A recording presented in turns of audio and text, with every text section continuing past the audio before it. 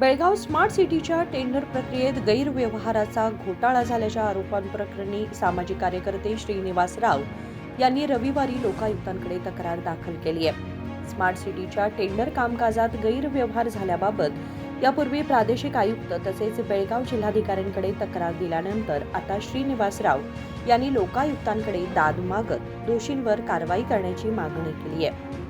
बेळगावमधील ओंकारनगर येथे paver block रस्त्याबाबत नागरिकांमध्ये तीव्र विरोध व्यक्त होतोय. ओंकारनगर परिसरातील रस्ते आधीच चांगले आणि वापरासाठी योग्य स्थितीत असून अनेक ठिकाणी दर्जेदार पेवर ब्लॉक रस्ते बांधण्यात आले आहेत. अशा परिस्थितीत पुन्हा एकदा याच ठिकाणी पेवर ब्लॉक रस्ता बांधण्याच्या नावाखाली नवीन टेंडर काढण्याची गरज, तांत्रिक मूल्यांकन, कार्यात्मक आवश्यकता किंवा सार्वजनिक उपयुक्ततेच्या दृष्टीने कोणत्याही प्रकारे योग्य ठरत नाही असं तक्रारीत नमूद करण्यात आलंय. या टप्प्यावर तातडीचा प्रशासकीय हस्तक्षेप न झाल्यास भविष्यात होणारे कोणतेही आर्थिक नुकसान, कायदेशीर वाद आणि प्रशासकीय परिणाम यांची संपूर्ण जबाबदारी संबंधित कारवाई करावयाच्या अधिकाऱ्यांवरच राहील असं स्पष्टपणे नोंदवण्यात यावं अशी मागणीही करण्यात आली आहे.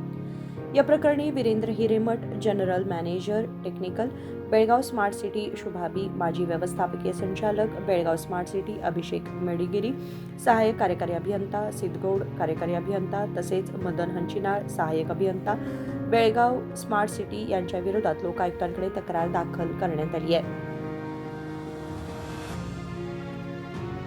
राजशेखर हिरेमठ, KMM मराठी, बेळगाव.